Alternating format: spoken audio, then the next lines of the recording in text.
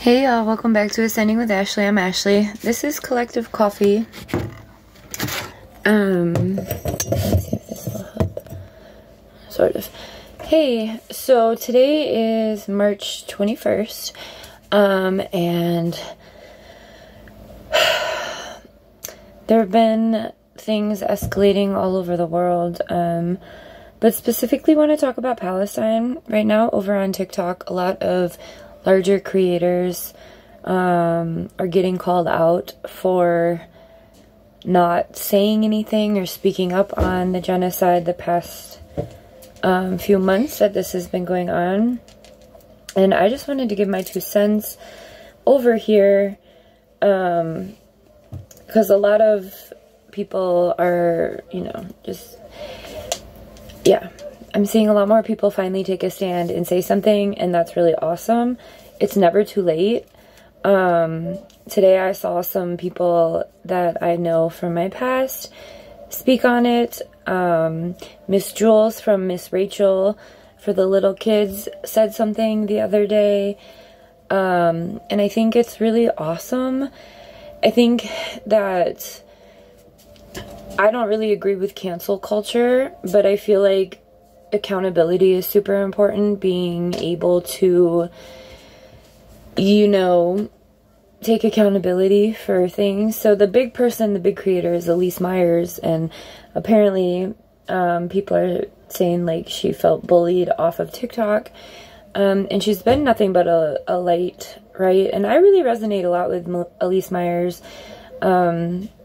The way that she shares stories, her general way of existing in the world, I really resonate with her.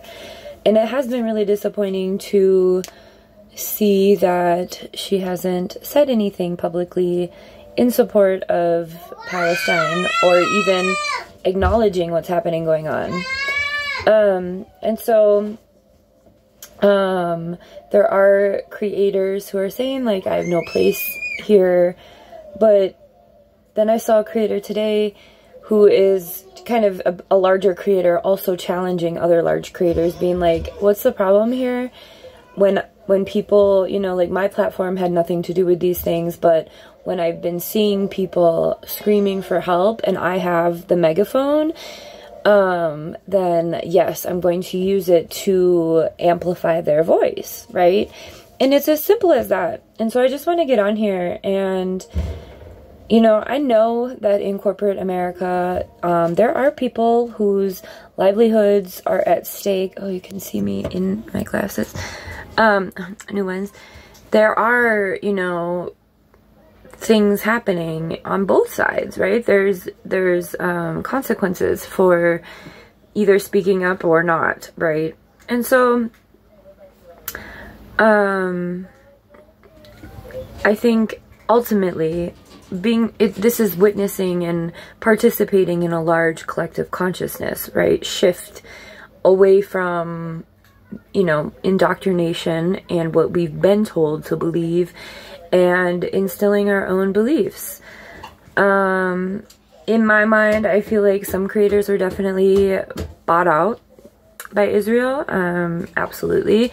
There were creators in the very beginning of this current situation, genocide, so back in October, who were sharing that they had been offered thousands of dollars to speak up in support of Israel.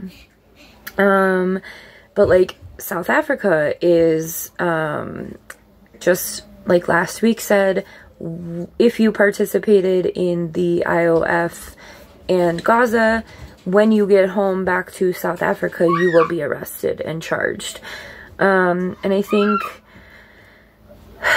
ultimately one of the hardest things to really grapple with in all of this is the willingness, not only willingness, but like the enjoyment that the IOF soldiers are receiving from, first of all, carrying out these atrocities, but also videotaping themselves doing so.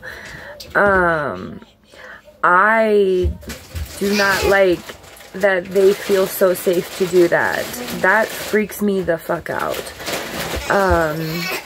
And it should for you too. I understand if you work within institutions that have taken a stance, how it's hard to go against those things. We've talked about that in the very beginning of everything happening, making, you know, different accounts, you know, incognito stuff via online. But ultimately,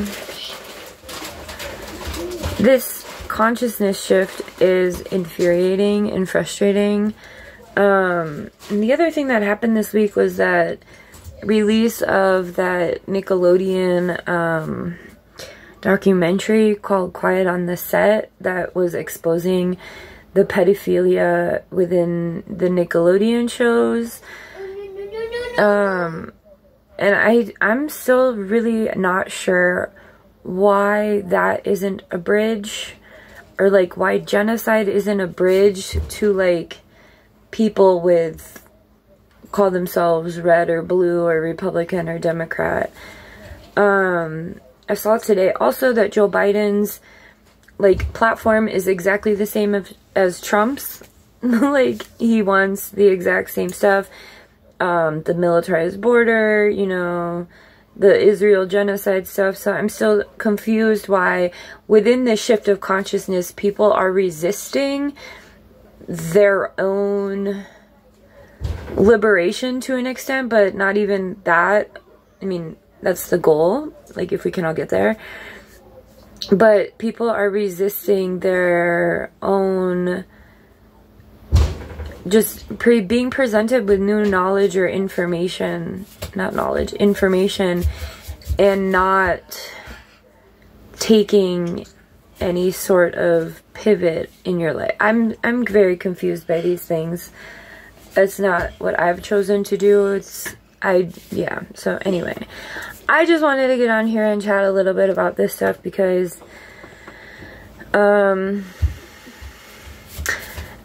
think that with the pressure that we have been able to put on the powers that be and that are in place and that are supporting this, or, you know, have ulterior motives or whatnot, the pressure that's being applied by the people through protests or the calls or the voting for uncommitted,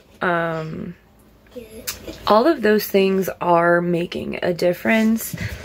And I hope that we can take over, we being the people, like, right? Like, there's not as many differences and divisions that we all have created, or not even created, because it was created for us to participate in, but like, that's what the decolonizing and shift of consciousness is knowing that these things that we thought we knew were not correct, and that's just what we told.